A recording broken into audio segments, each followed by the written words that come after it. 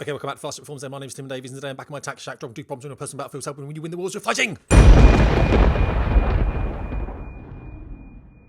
5.08 seconds. That's what I'm talking about. Anyway, right, today what we're covering are some emails from some people that I've written in, and I've got 3 today. I thought these would be quite useful. I've got them in front of me here, and I've shut down mail and everything else. Now, it shouldn't take too long, really. One of them is the email I get most often. I think we're going to start with that one. Let's have a look. Yes. So one is the one, hey Tim, I want to be a pilot. What happens? That's the one we're going to cover first. Second email then is from a guy in airline pilot training.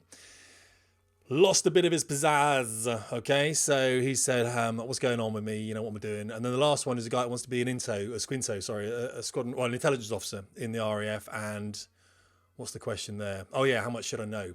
Information overload, really. So let's get to it, shall we? All right then, before I start, then I give a lot of information out here that people do pay for. I'm not asking you to do that, by the way, but what I am asking you to do is hit that subscribe button, maybe even the notification bell if you're interested in the live streams, and hit a comment down below about what you either think about what I'm talking, whether it's a good thing for you, whether it's a negative thing. It helps me out, help me to help you. All right, first email then today comes in. I'll read it straight out to you, okay? Let's have a look. I've got to look down here. All right. Hi, Tim. Hope you're keeping well during these challenging times. Your videos have been great to watch and learn from during this long lockdown period. I've watched your videos and followed your page for a few years now and find your work very informative to watch. Right. I'm 17 years old and I'm currently studying A-levels. A-levels given then are geography, business studies, and like an art subject. Okay. I'm under immense pressure at school to start applying for universities and apprenticeships as I enter my final year in 6th form, but those options are not for me. I'll come back to that. I have a huge passion for military aviation and I'm a keen aircraft photographer. I'm a bit of a geek, really, when it comes to military aircraft. From the age of 5, I've attended various air shows and visited many RAF bases across the country, and I still never failed to be amazed by fast jet aircraft. Over these years, I've gained a lot of knowledge about RAF aircraft and general military aviation. I feel I need to utilise this knowledge by applying it to something. I've realised that I need to decide what I want to move on to in the next stage of my life sooner or later, and that I need to have a career that follows my passion. I'm going to come back to that later. You know what I think about passion. I've realised that what I want to do is to be a fast jet pilot in the RAF. What I'd like to know from you is, so he lays it out. I like this. Lays it out. Adds a lot of context. Fine. What I would like to know from you is what I should do. When do I apply and what sort of things should I expect from such a career? What is life in the RAF like? I would really appreciate your advice being someone who's been a fast jet pilot. I understand being the fast jet pilot in RAF is by no means an easy job, but I would be kidding myself if I said I wanted to do anything else. Thank you for taking the time to read my email. Stay safe. Yeah, fair one. All right. Okay. So I get a lot of these emails, guys. Now, if you're 14 years old, you're not on my list for helping, and no offense by that, but you're not, because you're 14 years old. I might, if I can write back to you, I will, but I'm not going to answer all these emails independently because everyone writes to me saying, hey, I want to be a pilot in the Royal Air Force. What should I do? Okay, there's a lot of things you should do. Read everything I've written and watch everything I've ever done. It's all in there. It's all in there. As for when you apply, I always recommend that you apply after 6th form, also for an entry after 6th form. And if it doesn't work, then maybe do an apprenticeship or go to university and then reapply again. Gives you twice the amount of chances. I always say as well, if you want aviation, then apply to both the Royal Air Force and the Royal Navy. If you want definitely to have fast jets as an option or multi-engine as an option. If it's just rotary that you really want, then really consider the Army Air Corps, okay? I've got a lot of friends that have done that route and it's a very good route. There are problems within it, but there's problems within all of them, okay? Within all of the routes that you can take, all the services. None is really any better than the other. So I would say to do that. Don't just apply to the Royal Air Force, apply to the Royal Navy as well. Now, if you're not an academically gifted guy like myself, the Royal Navy may be the better place for you. It's a heavily technical service. However, it very much looks at the individual over the academics. Now, the reason that the Royal Air Force tend to look at the academics first, or prioritize that, shall I say, in a certain way, is because they can. Because every single person looks up the sky at any jet up there and thinks it's a Royal Air Force aircraft, okay, or any aircraft must belong to the Royal Air Force. Fundamentally not true. When people write to me, I want to fly in the Royal Air Force, I'm like, what about the Royal Navy? And they go, I hadn't thought of that. So I'm telling you to think of that, okay, because it saves me a lot of time having to write all these emails out 1,000 times. Now, what else did you say? Okay. Yeah, so the A-level choices are interesting to me here, guys. Geography, business studies and art isn't really what I'd expect someone who wants a technical career in military aviation to be doing. I'd expect more of a physics, maybe maths based A-level in that. You've got to be interested in this stuff. And I'm interested in geography as well, and business studies, by the way, and art. I've become very much, I'm starting to write screenplays now. Where did that come from? I'll talk about that in a minute. So what I'm really interested in is why those subjects were taken. Maybe this young man, who we're going to call T, didn't really know that he wanted to be a pilot or anything at the time when he had those choices. But really, it is a very technical business flying. A lot of pilots are engineers insofar as they've done engineering degrees. I'm one of them. I did mechanical, I did an aerospace manufacturing technologies, H&D, followed by mechanical engineering degree. Just happened to work out that way because I messed up my A-levels. But my A-levels were maths, physics and history. And even that was kind of frowned upon a little bit, not so much by the service, but by my career teachers and everything that were saying, look, you've got maths, physics, they complement each other. History does not. So, but I was very much into history, very much into the history syllabus I was taking, which was all about Third Reich, about the rise of National Socialism in Germany, and fascism, which is very apt for the current situation we're in today, isn't it? From the far left. Right. We're not a political channel. So, but yeah, the pressure is real. And at the moment, really, this is the first time these young people start feeling pressure, is when it says, look, you've got to go and find out what you want to do. You've got to go and do the things. You've got to decide whether you go to university or do an apprenticeship. Understandable. I would say the first thing you want to do is really move away from social media whilst you're doing this. It's going to mess you up. Okay. Use it, plan for it. Don't get yourself involved in Instagram and everything else. It's just where other people look awesome and you think you don't look awesome, and it just messes with your brain. So just bin that for a start. You'll get better grades. Just because you have a passion for military aviation, by the way, does not give you the right to be in a seat of Her Majesty's Royal Air Force aircraft. And the reason I say that is there's a lot of people working probably harder than you. So one of the things, and I don't say that in a negative sense, by the way, one of the things I say to people, and I was spoken to by it was a recruitment, the Royal Air Force recruitment team recently, who called me up and they said, one of the things we really, in the interviews, we really look at and we really try and find out is the value add. Now, I talk about this a lot, added value. Sometimes my wife, she works within lots of committees like I do, lots of, she's the chair on several boards, and she's the chair on one really, really big thing in the UK. And I can't tell you what it is, but it's to do with medicine and that kind of stuff, fine. And she sometimes would turn around to me, and say, I don't feel valued by the committee or whatever. And I would turn around and say to her, is what you're doing valuable? It's quite simple, but it might, that's one of the truth bombs, isn't it? That hits you right now. Kapow. Is what you're doing valuable? Because people aren't going to value you if it's not valuable. You understand what I'm saying? So when you say, because I get this as well sometimes, when we have a row, it's energy, it's release, it's emotional, brilliant. And she would say, well, all I want is a hug. And I would say, well, you're not very huggable right now. And that's not the right thing to say. But you get what I'm saying. Just want a hug. Yeah, you're not huggable. Well, of course I hug because, whatever. But what I'm saying is when you say, well, I don't think you value me, or it's probably because what you're doing is not valuable. It doesn't have any value. So what I say to this guy is, you're going to need to do more than just some academics, okay? And you're going to need to justify A-levels, which you can, because they're A-levels. No one really cares about that. But what those A-levels don't give you the opportunity to now go and do is something quite technical at university. It doesn't. And that's fine, of course, because you can do like I did, like an H&D instead, and that gives you access then to a degree course, HNC, H&D, anything like that. Or as you said that applying for universities and apprenticeships into my final year in sixth form, but those options are not for me. You limit yourself now, unfortunately. What you are doing is you're saying, well, I don't want to go into an apprenticeship, which I do recommend for a lot of people, by the way. I don't want to go to university, and I also recommend that for a lot of people. So that you haven't got any other options, really. Apprenticeship or university, or you go out and fend for yourself in the wide, wide world. So what you're saying is, I want to be a pilot in the Royal Air Force, specifically a fast jet pilot, because you've got a passion. And it says here, you use the word passion, and in a way I wouldn't use it, by the way. And that's fine, because I'm just, it's another truth bomb, but you wouldn't have known that. I need a career that follows my passion.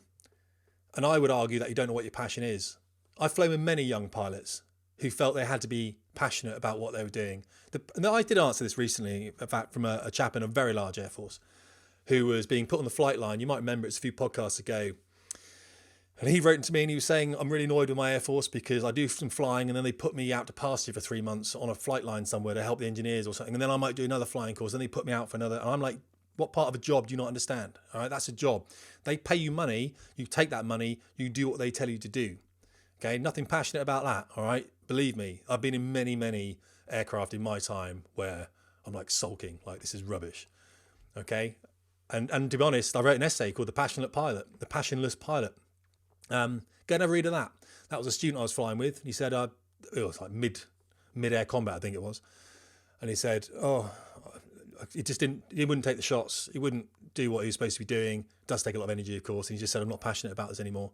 That did upset me, actually. I'm not an upsetting guy as an instructor. So we did have a chat about that. And when I mean that, I mean, we sat down and we had a chat. It's like, this is not open for discussion. This is how it is, unfortunately. You know, you are employed by Her Majesty's Royal Air Force. I'm teaching you to be the expeditious deliverer of a vast amount of exceptional violence. That is your job. It's not a flying club.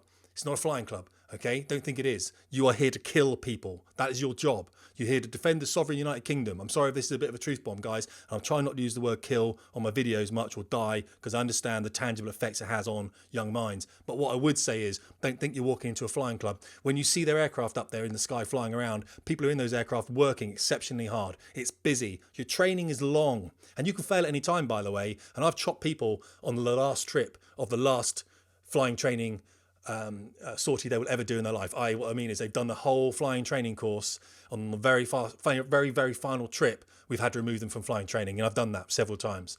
Not lightly.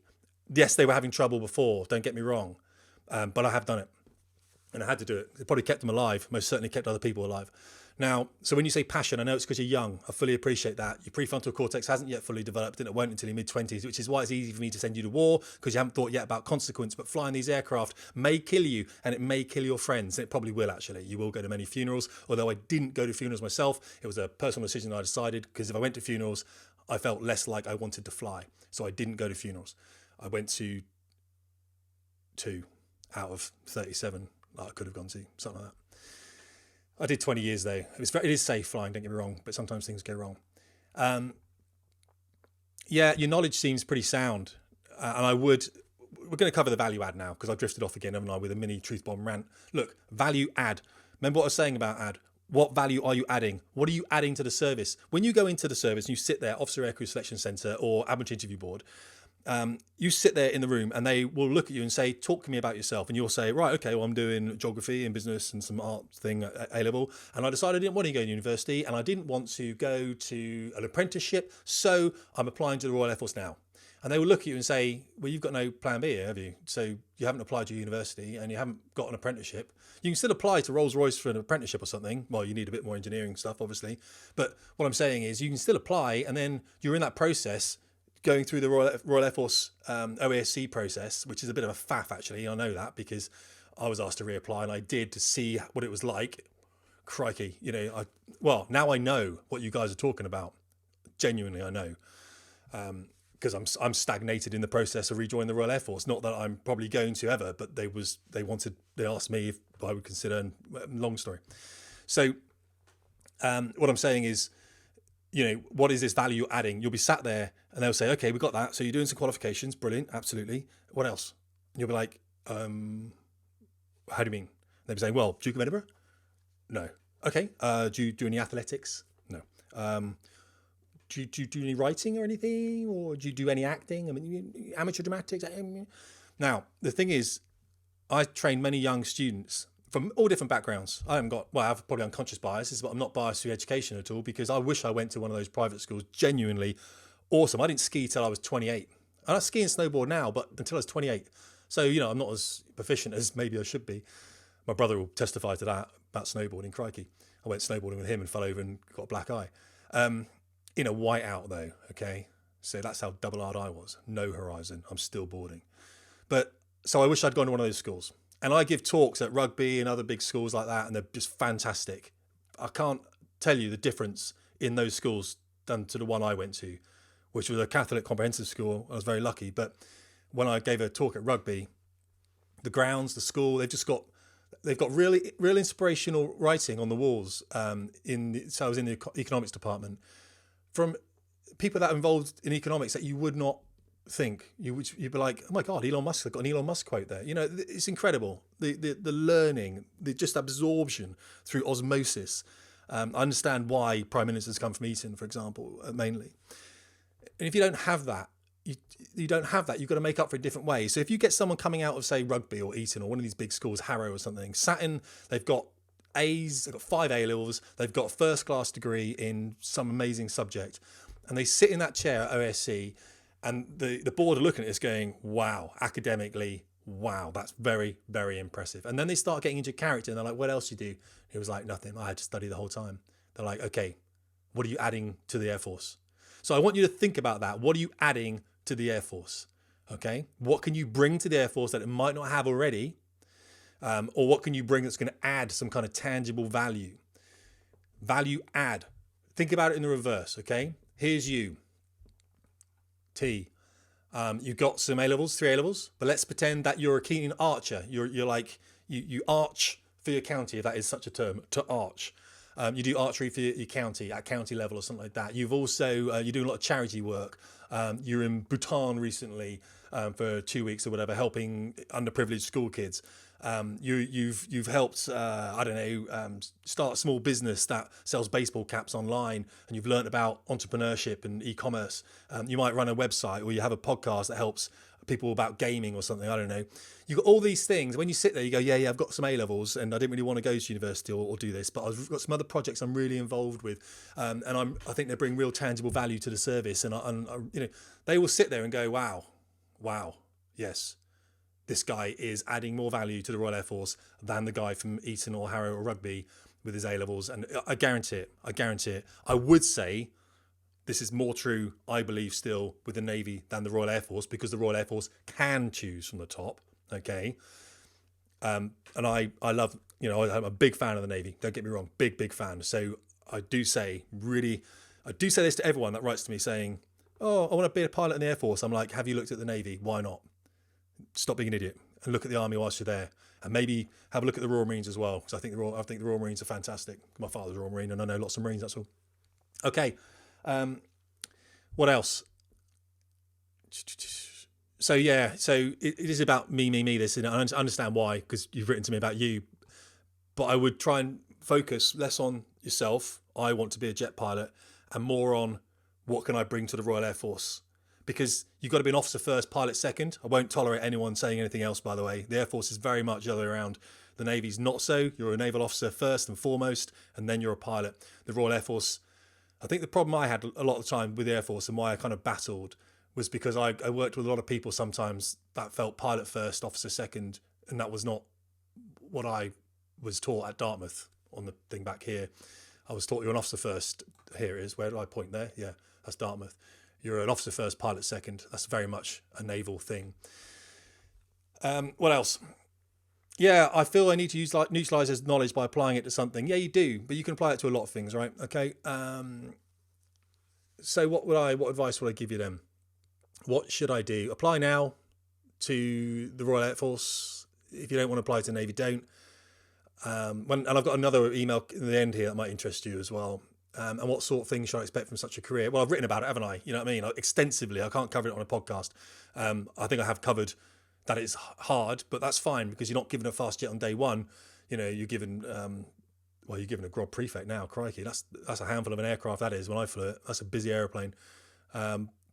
Yeah, so either way, it is what it is. What is life in the RAF like? We're not going to cover this on one of these. We're not. But I think I've alluded to that. It's very structured. It's very structured indeed. Very conformist.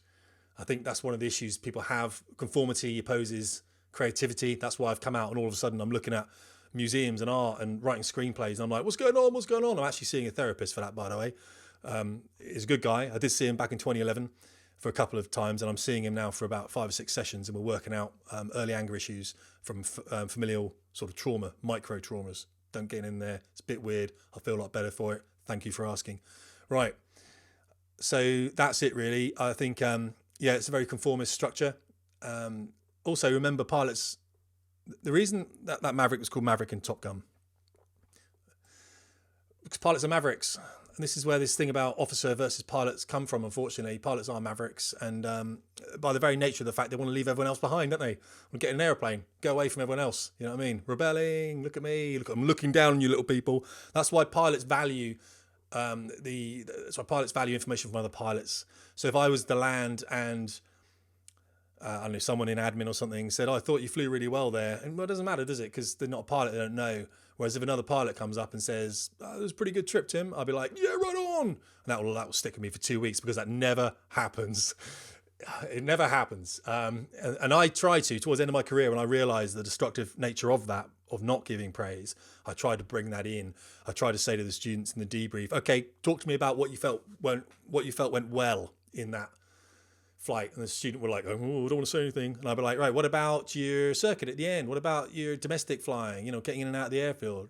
I thought that was quite good. And they were like, oh, did you? And I'd be like, yeah, I did. Okay, so come on. What do you think was good about the flight? Oh, well, I worked really hard on the domestic bits and the landing and taking off, and I thought they were pretty good. I thought they were good too. Okay, well done. All right, take that away. We haven't got to be critical the whole time. We do use what's called a bathtub debrief. You start with the good points, you then go deep into the bits that can be improved, and then you end on the good points as well. That's the thing. But generally, it can be more critical, because obviously we're looking for perfection, because pilots tend to be perfectionists, which will do your marriage no good whatsoever, by the way. Just so you know, don't come back to me and complain that I didn't tell you. Because other people aren't like you. I'm doing a video on that in my next video. Yeah, it's no easy job. Okay, fine. I'm going to move on to the next email, because I don't even know how long that is, but it's probably long enough. Right, 22 minutes. Let's get this done. This next one's a little bit simpler. Dear Tim, may I first say how much I enjoy the Mario content. I found it particularly helpful and interesting. The flying content was just amazing. Okay, I'm 19 years old and training as an airline pilot at a large flight school in the UK. I won't name it. Good, don't need to know. And at the end of my ground studies, he's at the end of his... this one might be a she, actually. I'm at the end of my ground school studies, preparing for my final exams. I'm finding that it's increasingly hard to concentrate on my studies, which is particularly unwelcome at this point, as the subjects are ones which we have not touched since mid-April due to the ongoing COVID-19 pandemic. COVID-19 is the disease that comes from corona. It's actually a corona pandemic. Okay, just all right. Fine. Let's get it facts correct. Actually, well, you could say that. I don't care. Whilst I'm not dumb, I've always had to work very hard to achieve good results, something which escaped me in my rather mediocre A-levels. 2 E's and an N. Knee. During my time studying, that's what I got, by the way, 2 E's and an N in my A-levels. That's factually correct statement right there, guys. And I went into university. I didn't want to resit them, and I did an HND in aerospace manufacturing technologies. During my time studying for my ATPL exams, I have invested a lot of time and effort into getting the best grades I can to maximise my job prospects on completion of my flying training. Now comes my question, and I like this, whoever this person is. Give a bit of context, not much, and then hit me with the question, all right? Because I've heard it all before. No offence, guys. I've been written to, I get about 20 emails a day, and I just hounded, you know what I mean? I've had so many. Just give me a bit of context, question, bang, make it simple for me to reply to you, okay? Sure will, Tim. You won't. Right, now comes my question. I have lost my motivation to work. With the current uncertainty surrounding the pandemic and it being almost a year since I've flown, me and several others I know of have found that we have lost sight of what it is that we are hoping to achieve, to the detriment of our studies. This is something that we can ill afford to do, as the top airlines require a maximum of 1 fail and an average of 85%. I myself sit on the mid-90s, I won't give the exact grade, and no fails, but this is easy to lose with low marks and or failures. I'm sure that you faced similar difficulties in the Air Force at one point or another, where you found that you were lying awake at night wondering if you were good enough. So my question to you is, good, how would you, in my situation, cope with the stress and pressure that was placed on you and attempt to regain some of the motivation that drove you to become a pilot in the first place? Thank you for taking time to read this. You're very good looking and you're absolutely awesome. Okay, good. I made the last bit up. Okay, so the question then, guys, just to refresh, was how would I, in this situation, this person finds himself, and cope with the stress and pressures that was placed on them, and attempt to regain some of the motivation that drove you to become a pilot in the first place. Right, that's a nice email, isn't it? Someone actually reaching out and saying, I'm struggling a bit, and that's what we need to do, guys. The reason people hang themselves is they don't talk to people. Another factually correct statement, another truth bomb. That is the truth. And if you don't believe that, then go and look at how many cabin crew BA have had who have committed suicide at BA. with the uncertainty. Uncertainty is difficult. My wife finds it quite hard at the moment with Corona. We like things to be defined. If Boris Johnson was saying, we're wearing masks at the moment, by the way, in the UK, in shops. If Boris Johnson was saying, we're doing this for 30 days, that helps people. We can see an end, okay? So right now, this is happening to everyone, not just this person here. But what I'm saying is, we feel these stresses within our body, and sometimes our minds aren't constantly aware of that. And so you can end up lying awake all night. My wife, I'll tell you a story right now, okay? I always bring in personal things about this. My wife got out of bed last night, went and slept upstairs because she couldn't sleep, all right? I was crashed out like legend, snoring like a walrus probably, you know what I mean? Not as fat, it's not very nice. But she went, and in the morning I went and woke her up and went, what's going on? What's going on? And she was like, couldn't sleep, didn't want to keep waking you up. I went upstairs to another room in our 17-room mansion. So that's what happens when you leave the Air Force. It's not got 17 rooms. So I said, okay, what's going on? And then she said, well, it's the email yesterday I spoke about. And what happened yesterday was, as I said, she runs many chairs. She chairs committees, boards. And on one of them, she takes a particular stance against something else, okay? Because she's been in that something else and she was poorly treated there. Takes a stance. And someone had written a piece on social media, someone within that committee had written a piece, and they'd written for her, they'd quoted her. She hadn't said it, but they'd said, you know, the chair, Elizabeth, you know, her own surname, not mine, because that's what she holds, says, and then written this kind of this spiel about, oh, isn't it great? You know, like politicians do. You know this happens because people always start emails or not emails, but social media posts like, great to be doing this with, it's like, nah, whatever, what does that mean? What does it, just tell us what you really feel, because you don't feel that, you're just writing it so people look at you and don't think you're an idiot. So she, great to be working in this environment, I love doing, you know, whatever, no one believes you. So I said, right, what's happened is a man has written for you. How do you feel about that? And she was like, yeah, I don't like that. I said, right, so you're going to bottle that anger up and it's going to affect you. And she said, well, I'll write to him in the morning. I said, if you write to him in the morning, you're not going to be able to sleep tonight, are you? You know what I mean? Write to him now. Give him a call on the phone. That's the best way, by the way, direct.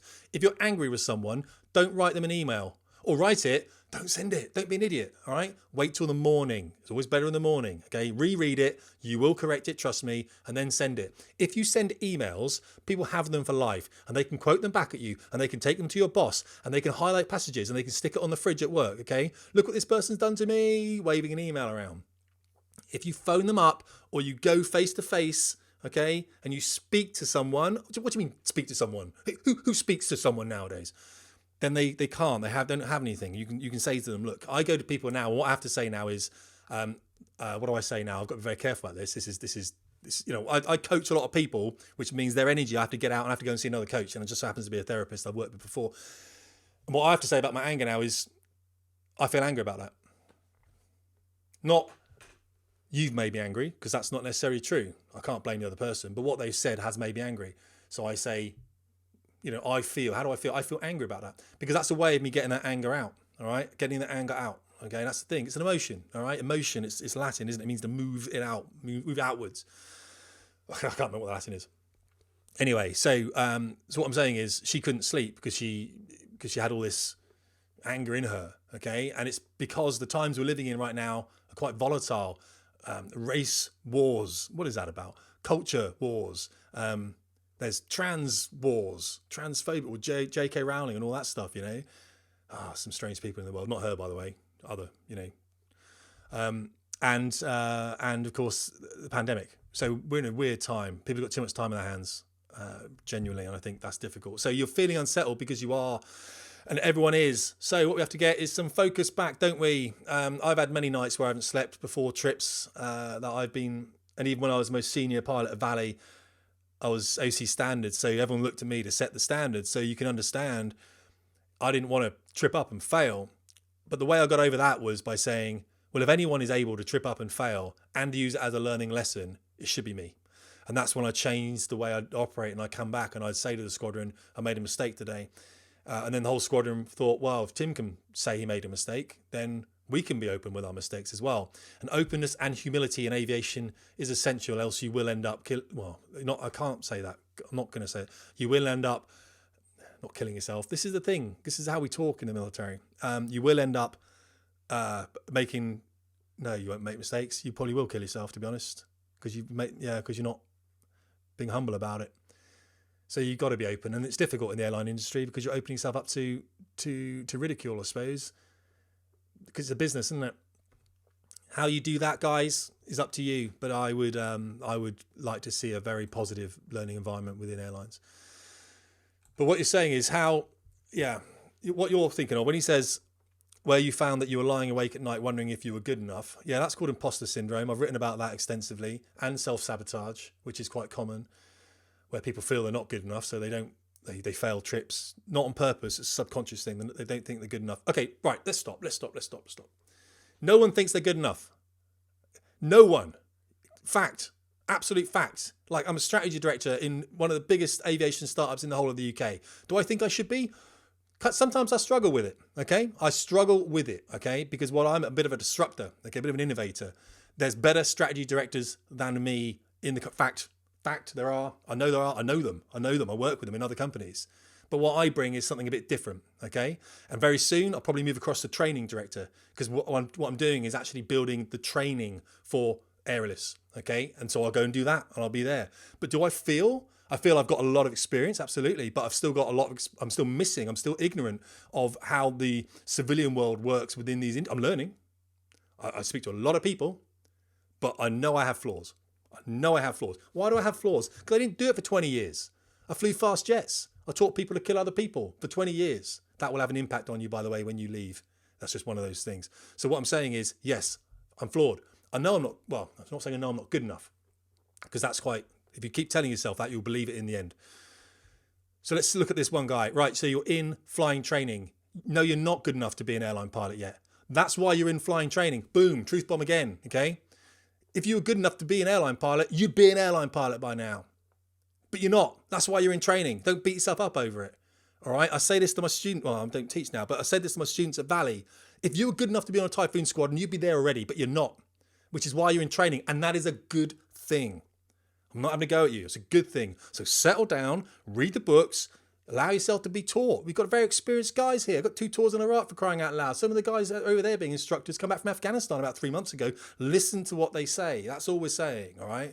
Work with us. You know, be a great student, and I'll be a great instructor. And it's a great team. Great student, great instructor, great output. Okay, that's what we're looking at. So no, you're not good enough at the moment, but you're not supposed to be. Does that make sense? You're not supposed to be. All right, it's brilliant. I love it. So don't worry about that. Get the sleep. Recognize the fact that all your nutritional needs to be. I mean, I run this course called the Spin Recovery Program for men going through transitional times, otherwise known probably as midlife crisis. I don't denote it as that. I see it a recalibration of aspiration. Anyway, one of the first things I teach them is about sanctuary. Right, there are things we need to do in the morning when we wake up, and they need to be done by yourself. This is an expensive 4-figure course, and you're getting one of the crucial lessons for free out of this. You need to get down in your kitchen, somewhere out with a piece of paper, something like that. It doesn't matter. A book if you want to write in. By yourself, away from the family and friends. And you have to concentrate on your spirituality. All right. That means you can do your meditation if you want to, mindfulness, deep breathing techniques. Doesn't matter, whatever it is. But something a little bit spiritual. I'm not talking about God. If you want to play with God and everything, do that. Fine. Happy. I was brought up a Catholic, so I don't want to play with God anymore. 2, activity. So we need to do an activity. So this can be just press ups, bit of stretching, get that body moving because it needs to move. We are moving people, okay? Absolutely correct. And what I'm going to do as well is promote at the beginning of this video some guys who sent me some stuff. I'll do it now. So these are called the Development Society. Sent me some t-shirts and stuff, guys. Dev Sock, all right. Sent me some badges, and go and look at them on the internet if you're interested in doing stuff that's a bit different. There we go. Dev Sock, all right. So, it's probably not in focus. There we go. So the Development Society. If you're a man and you want a bit of a challenge to be held account, carry the burden, the heavy loads, go over there. Anyway, right. So we'll talk about activity. So do something active in the morning. Not talking about amazing runs. Talking about little runs. Next one then. So what are we talking about? We went through sanctuary. First 4 letters, S-A-N, nutrition. You've got to plan your nutrition. What you eat is who you are. If you're eating rubbish stuff the whole time, your body is sluggish, okay? Slow. You don't want to be slow if you're an airline pilot, all right? So start thinking majority of food, you know it should be high in vitamins and minerals, which is green. You know this, okay? So I'm not talking about be vegan or anything like that. If you want to do that, fine, go and play with that as well. Play with God at the same time. I don't mind. But what I'm saying is really look at your nutrition. Those beige foods are not helping you. And the last one is commitments for the day. Commitments for the day are important, okay? SANC, what you've got to do, okay? I wrote about this before. What must you do, okay? What must you do, all right? What should you do? What should I do today? And what could you do? All right, what could I do today? And try and tick off those musts first, maybe some of those shoulds as well, okay? That's the thing. That will help you, all right? Because, yeah, you're going to be a bit miffed at the moment and a bit out of sorts because everyone is, but you've really got to get your heads back in the book. So what motivation that drove you to become pilot in the first place? Okay, so how do you find that? How do you regain some of that, okay? I would immerse yourself back into the culture, all right? I'd speak to an airline pilot. I'm doing a podcast soon with an airline pilot over at Flight Deck Wingman when I get time. That'll be a good one to watch. But you're in a culture. Like when I say to people and they're like, oh, I don't want to be in military flying training anymore. I'm like, go and speak to some people who are pilots. All right, go and speak to them. I'm on DCS. Come and fly with me on DCS now. DCS are teaching me aircraft, and I'm now going to teach you aircraft with lessons, life lessons attached to them, okay? So the guys at DCS, okay, have given me some aircraft to play with. F5, what I was in this morning. F18 I was in. That's quite a simple aircraft, actually. I was quite surprised by that. I like the F5 more, but that's me. So I'm learning these things, and I'm going out to the ranges and doing some drops and stuff like that. And it's all right. You know, it's all right. It's very pretty, isn't it, DCS? Anyway, so come and fly with me on a server, and we'll have a chat. Get on Discord. You know, I'm Fast Jet Performance on DCS. You'll find me. I think I'm in the Grim Reapers server somewhere. I'll chat to you. I'm happy with that. But immerse yourself, okay, with people who are in aviation. Go and watch some of my flying videos. I know they're fast jets, it's not the point, but there is a young guy I did see going through the airline process. This guy starts up, he does live streams. I think he was flying Luton to Norway, Luton to Oslo, was it? I can't remember now. And he starts up fresh. Immerse yourself in it. It's going to be your life. It's a fantastic job. It's a fantastic life. Really interesting, really technical. Love it. Let's get back into that. Now, books are one thing. Yeah, you've got to open a book and read about comms and, oh, who cares, right? I've been there. Got to learn about the fuel system on a 737. Oh, really? Have I got to learn? It can be fun, all right? It can be interesting. I would also say share this experience with the people that you're working with. Say, guys, kind of struggling. You know, you're not at war with these guys. You're training together.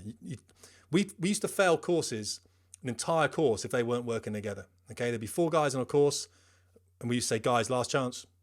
Because the problem is, you know, the problem is, I go and fly with someone, and there's something happens, maybe running some weather, whatever, at low level, you know, something happens, hit a bird.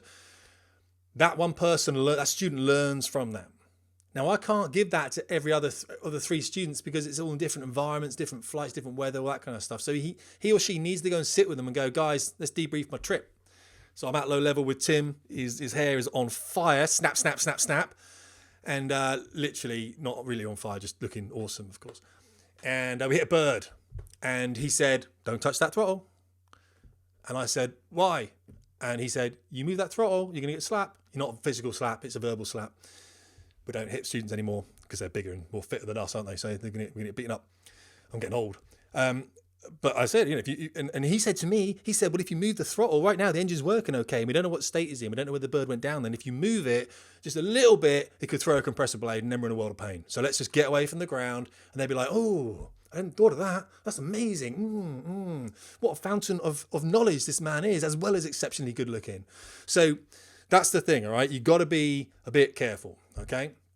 I want you to just get back in with your group, speak to them and say, hey guys, you feeling the same way I'm feeling? And they'd be like, yeah, what we can do? Well, Tim said in his latest podcast that we need to talk about flying and go and watch some dude live stream a 737 in real life from Luton across to Oslo. And this he's an enthusiastic dude. If I find his channel, and I might not, plain old Ben put me onto him. Go and watch some plain old Ben vids. But, you know, go and watch that. Plain old Ben used to fly for Flybe before they all collapsed. He's a good guy. So he watches this thing as well. I'm sure he'd be able to tell you who the guy was. Anyway, go and Google that.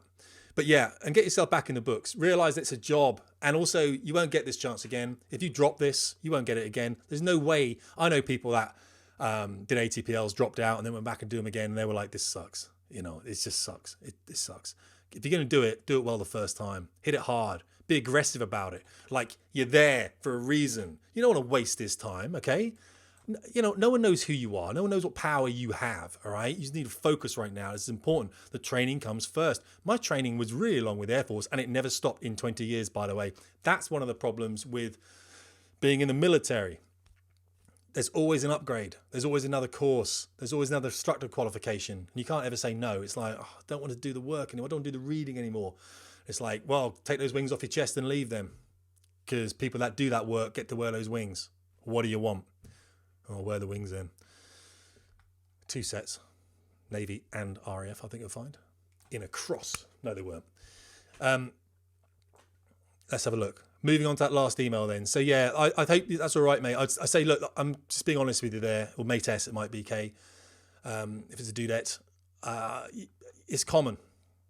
It's common. You're probably thinking, who am I to be doing this? Am I good enough? And because you don't think you're good enough, one of the ways to prove that is to fail an exam and not become an airline pilot. And then you haven't got to justify the struggle to anyone. You're like, I didn't become an airline pilot because COVID-19, pandemic. You know what I mean? Pandemic. I was going to be an airline pilot, but then pandemic. If you said that to me, it's toe to toe. It's a 1v1. I'm coming after you. All right. Because that's not acceptable. All right. People look for you to make that kind of change. People look for you to be, you're going to, right, let's put it, flash me up a little bit now. And I'm a calm man because I've learned TWCS in my therapy. I've learned to be calmer, as you can tell. So look, here's the thing. The amount of responsibility is going to be placed on you by an airline is going to be massive. You're going to have 300 odd people down behind you, okay? And they're going to be trusting you with their lives and with the lives of their loved ones. That isn't handed across to someone lightly. That's handed across to someone who's willing to do the work. And I am grateful that that is the case because I fly down the back on airlines and I'm not a very good passenger, strangely enough. Okay. I like to see what is in front of me, not out the window, but I'm chill. I've made my peace with the world. So what I'm saying is look at it from the people's point of view, not your own. All right. They're entrusting you with their lives. Okay, does that make sense?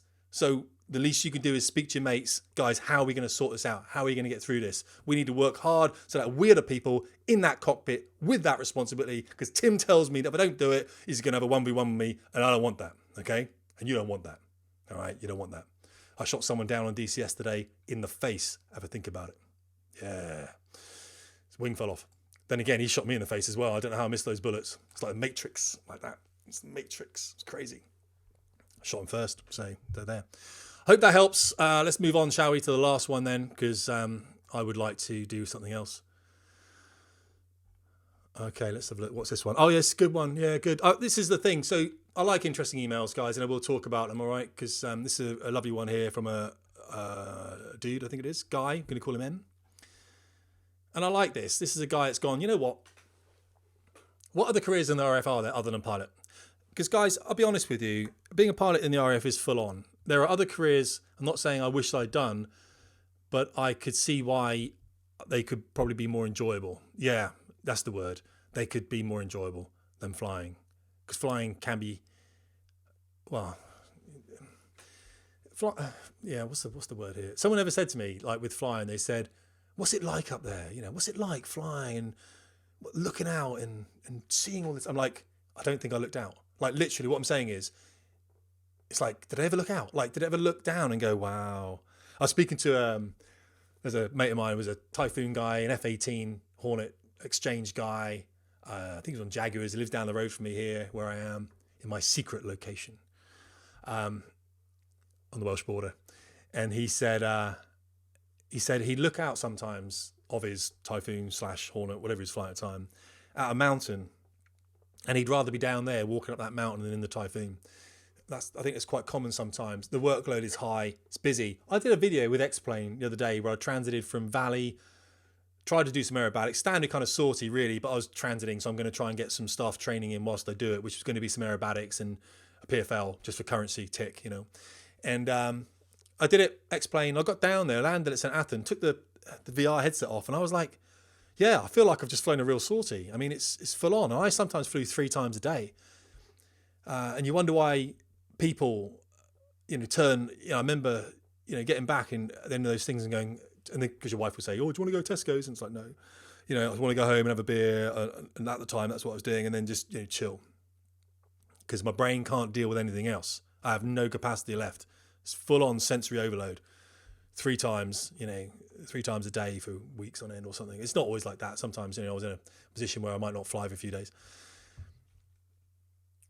That's all I've got for you, buddy. Right. Anyway, write to me again if you're still struggling. And I mean that. If you're struggling, write to me again. Okay. And I'll help you out. Hi, Tim. I've cut out look at this. This is legend. Hi, Tim. I've cut out the context of my decisions to save you time in your busy schedule. Solid. Yes, I'm going to answer your email. Yes. Hopefully, I'm still providing you with enough detail to work with. Okay. In short, how do you prioritize your workload? I'm aspiring to be an intelligence officer within the Royal Air Force. I'm approaching it through an NCO route as an intelligence analyst, something. I'll leave out something, doesn't matter. To build strong foundations so that I may excel when I become an officer. Yeah, that's pretty solid. You don't have to do that, by the way. You don't have to do that. You can go straight in for the commission. But if you want to do it that way, and I've spoken, I think that's not a bad way. I would speak to the careers office as to whether that's the most expeditious route for you, because it doesn't sound like it is to me, by the way. But if you want to build that because maybe you've got that skill that you talk about, the intelligence analyst bit, I don't want to mention because people might know who you are, and so that's fine. But yeah, definitely do that. The final stage of my application with original expectations to be in training between... Oh, right. So about now is in COVID limbo, as we call it. Yeah. So, silver linings. I've had time to read, but there is a lot. From maintaining knowledge of current affairs to a plethora of reading, such as the reading list, such as the Chief of Air Staff's annual recommendations. I need to break them down into something manageable. Now, the Chief of Staff always puts out, it's like a book club, posh book club. He always puts out his reading list, Kaz's reading list, Chief of Air Staff's reading list. And on it, there's always some good books, actually. And what he's basically saying is, guys, I'm reading this. You might want to too, because that's where the Air Force is heading. As a small digress here, guys, a small aside, I remember reading something about someone at Facebook. One of the first few employees at Facebook, after the main ones had been taken on, they said to this dude, he's like employee 204. They said, right, we can give you some stock options with this as well. And he said, I don't want it. Just pay me. What I want every month is 30 minutes with Mark Zuckerberg. I want that written in my contract. 30 minutes with Mark Zuckerberg. Just me and him. 30 minutes. We can go play tennis, go for running, or just sit in his office. I'll buy him some tea, go to a coffee shop. They went, oh yeah, that will save Facebook loads of money. Yeah. Because we don't have to give you any stock options. Yeah, definitely. Yeah. Mark, you happy with this dude? Just 30 minutes every month, sorry. Mark was like, yeah, definitely, mate. Yeah, no worries. 30 minutes every, yeah. To this day, apparently, it could be folklore. It might not be Facebook, it might be somewhere else. It might not be Facebook. There's this lowly employee that gets to sit in the office of one of the most wealthiest men in the world. And of course, this guy's unsackable because he just says to Mark, he says, where are we going as a company this time? And of course, Mark knows this guy really well now. And he says, right, what I'm doing with Facebook is I'm going here. So all the bloke spends the next month on is learning about those things. That's thinking right there. That's thinking. You understand? That's thinking.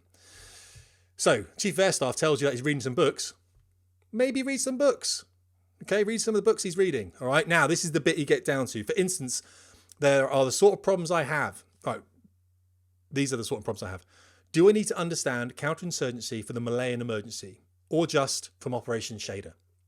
Do I need to know UK air and space power doctrine by heart? Is knowing the Battle of Britain inside out more important than reading up on the future of drones? Of course, these are all important, interesting topics, but with limited time, I need to identify what is important.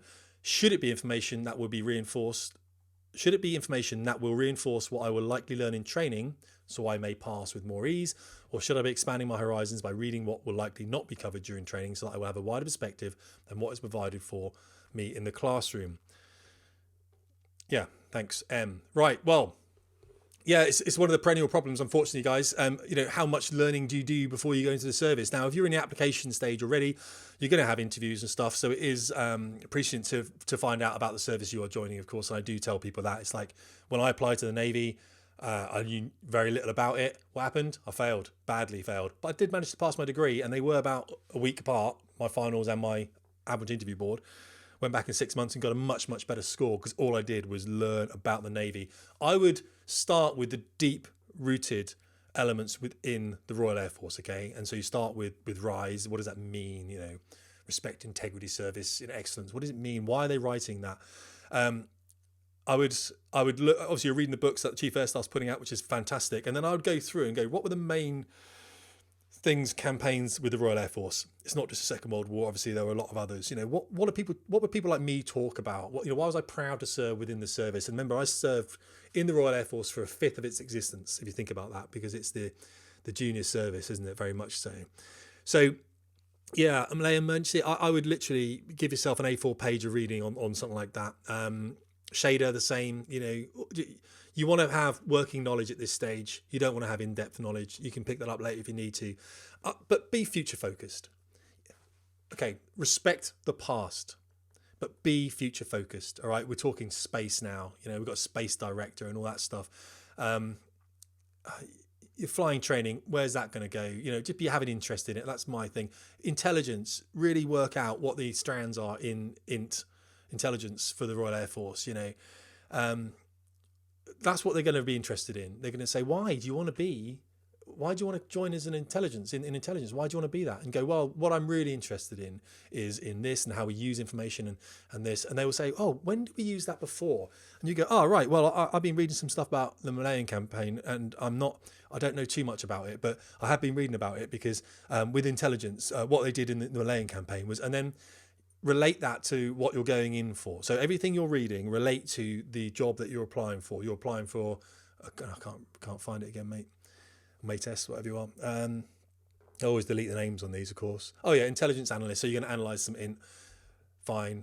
So, you know, go, well, when was the last time that was done? Okay, so what did we see when we looked at Port Stanley's runway after the Vulcans had bombed it? You know what I mean? So, you know, what did we see? Oh, we saw holes on the runway. Yeah, and we analysed that, didn't we?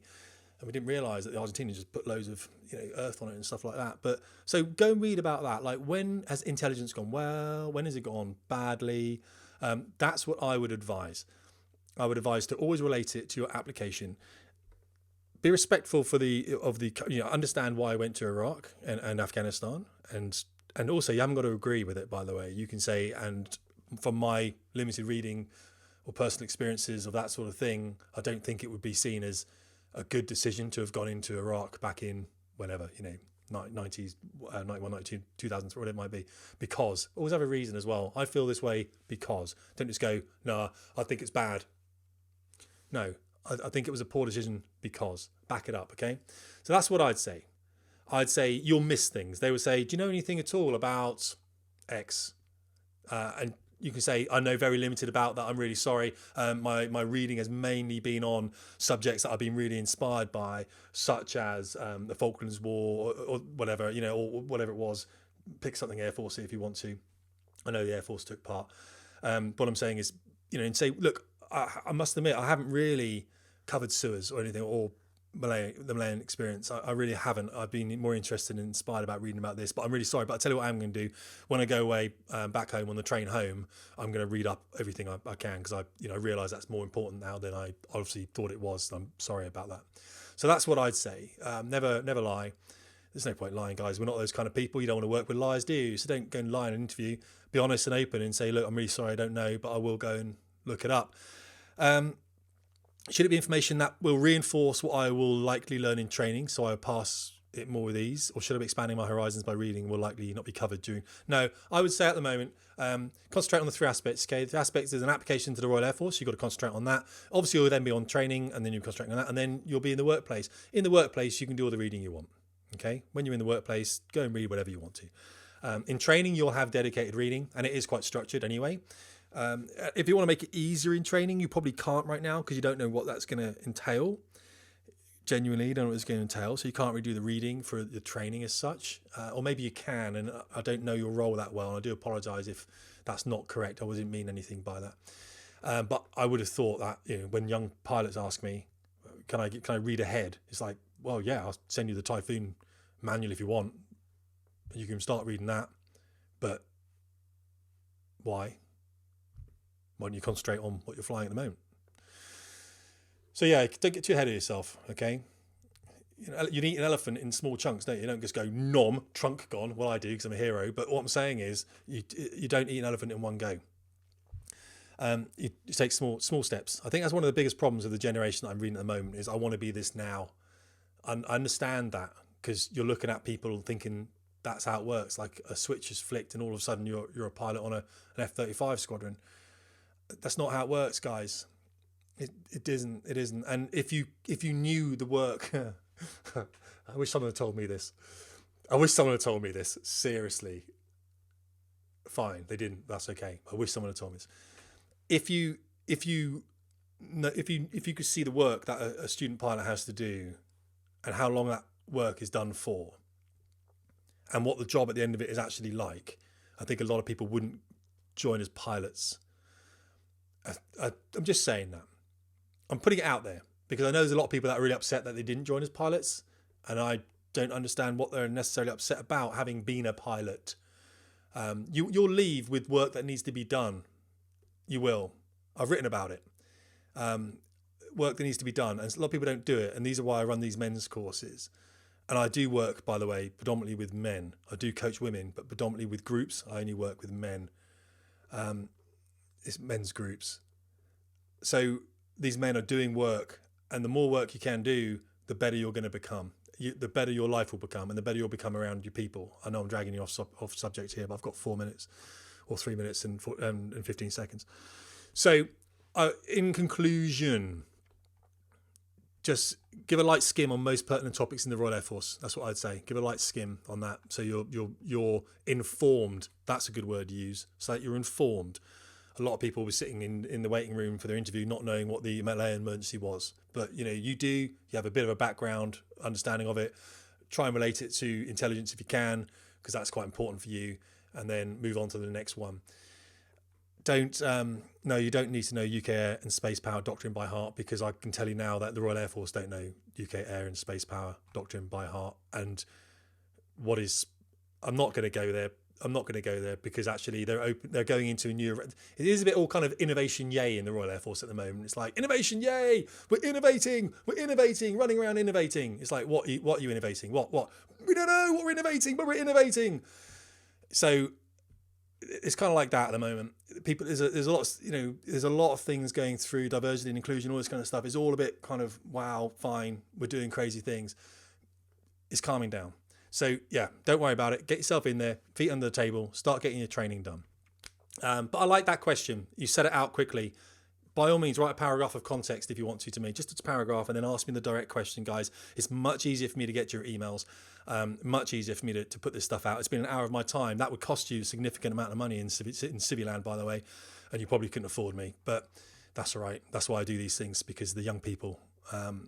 So anything else on there? No, good. Right, look for them for the last minute and a half, guys. I would say, look, these 3 emails then covering a variety of subjects. Obviously this last one, then we've been talking about how much information do we need really when we apply to the Air Force. The key, as I said in the first email there, was to add value. What value can you add to the Royal Air Force? Why should they take you and not the next 200 people that are lined up, or in the case of RF pilots, next 1,500 people that are lined up? Why you?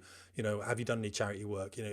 The more you can do, you have to remember, it's all only good getting great grades, but there's another side to it, isn't it? You know what I mean? You need to be well-rounded is a good term to use. Okay, so what value can I add to the Air Force? Am I a well-rounded candidate? Am I well-rounded? Have I got reasonable academic grades? But also, my academic grades were poor, but I was, I think, a flight sergeant in the Air Training Corps at the time for A-levels. I went on to university and I got eventually a 2-2 and a degree. Again, not brilliant degree, but I was in the Cambrian Patrol team at Bristol University Officer Training Corps. I did 2 patrols, both silver medals, and I taught on the 3rd patrol. So that's long range patrolling, and that's something that the British Army sometimes withdraw from. British Army teams withdraw from. It's pretty brutal, and you're chased by special forces units and all sorts of random stuff. So when they saw that, they went, "Oh, I get it. So your academics aren't brilliant, but you're invested in many other areas." I was also working and doing some other things like that. Okay, so guys, going to leave it there. Really appreciate it. Keep sending me emails. Then Tim at Fastjet Performance, and yeah, that's pretty much it, isn't it? I'll put another flying video out soon because I quite enjoy making them. All right, see you soon.